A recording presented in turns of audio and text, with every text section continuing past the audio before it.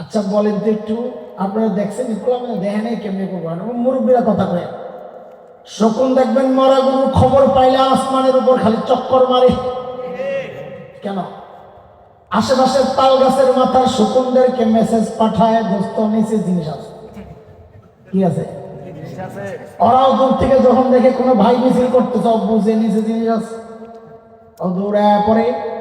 সব শকুনের আশা যখন শেষ হয়, একসাথে নামে, সবাই মিল্লা জিল্লা খায়। শিয়াল তো মাগরিবের পর থেকে ডাকা শুরু করে, হুক্কাহু হুক্কাহু, খাওয়ান পাইছি জলদি আহো।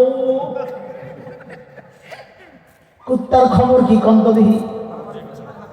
কুত্তার চেয়ে 20 গুণ বড় মরা গরু। কুত্তা জানে লেজটা খাইলেও পেটটা ভরে যাবে, কিন্তু কুত্তার স্বভাব হলো খাবে খাবে আর ডাইনে বামে তাকাবে, কেউ আইনি। যেই দেখবে আরেকটা কুত্তা দেখা যায় খাওয়ারাই খেয়ে দেয়, দৌড়ে নেই। কথা কর। এই স্বভাবের সমাজে মানুষের অভাব নাই। বাবা ইন্তেকাল করেছে, ভালো করে শুনে, বাবা ইন্তেকাল করেছে, বড় ভাইয়ের কাছে বাবার সম্পদ, বোন আসছে, ছোট বোন, ভাই আমার অংশটা আমারে বুঝাইয়া দে। জালেম বড় ভাই বোন রে দেয় দৌড়ানি, আছে না নাই? না, কেন নেই? বেল নাই তো নাই। ছোট ভাই রে দেয় দৌড়ানি, আছে। পার্টনারের মাল মারিং করে, আছে। একা একা সব খায়লায়, আছে। টয়লেট বানায় আরেক বেড়ার বাড়ির কোনা দিয়া, এনে বানাইছেন কেন? তো গন্ধ আগে তো তোর নাক আছে, এর নাক নাই।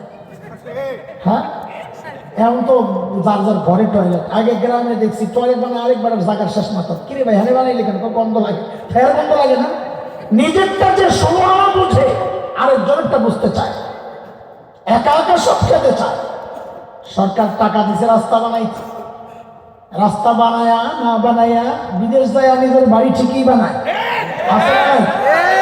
যদি এমন মানুষ পাওয়া যায় যে নিজেরটা বুঝে ষোলো আনা কুকুরের মতো, তাইলে বোঝা যাবে ওর সাথে আর কুত্তার সাথে কোনো পার্থক্য নাই।